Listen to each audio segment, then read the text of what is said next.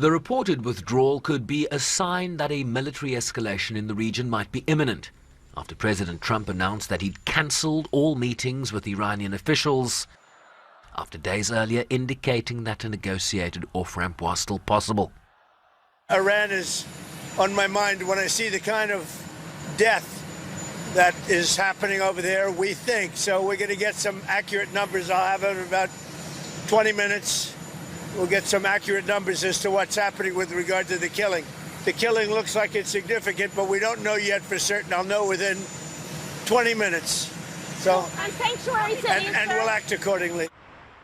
Trump earlier announced a 25% tariff on all countries that do business with Iran, while posting this on social media Tuesday, urging protesters to keep at it, and that help was on the way, writing MIGA, or Make Iran Great Again.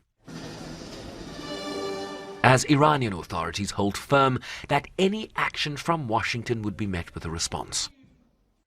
The regime is, at the same time, despite all its problems, is anxious to convey to Washington to message that they're not powerless and that they are willing to retaliate. And that is why the regional countries, Saudi Arabia, and of course countries like Oman and Qatar, who have been acting as mediators, are anxious to getting some kind of a dialogue going between Iran and the United States, especially and particularly in order to avoid scenarios that could destabilize the flow of oil either in the Persian Gulf or, stability in that region, which is very vulnerable. Kansari also explained the character of the ongoing protests in Iran.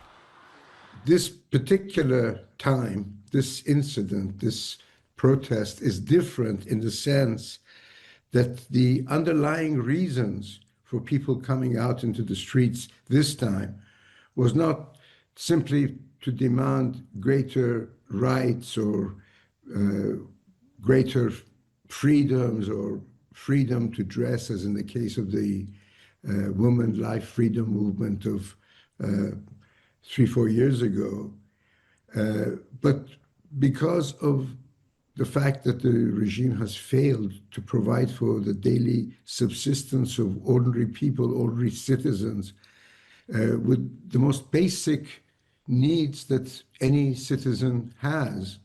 I mean, when you have shortage of water, shortage of electricity, the price of bread goes up, the price of oil, becomes 200-300% more.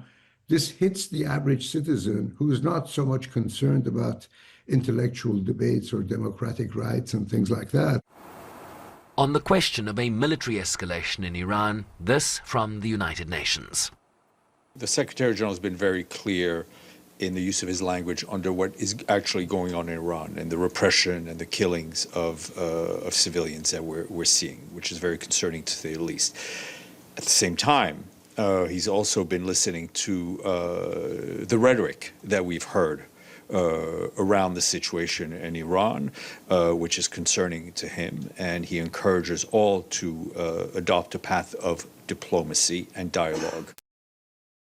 Addressed to the UN chief Antonio Guterres, Iran's ambassador Amir Saeed Ervani called on the Secretary General to condemn the United States for threats to his country's sovereignty. Concerned by the warlike rhetoric that we've heard from various parties around the situation in Iran, and we call for a return to dialogue.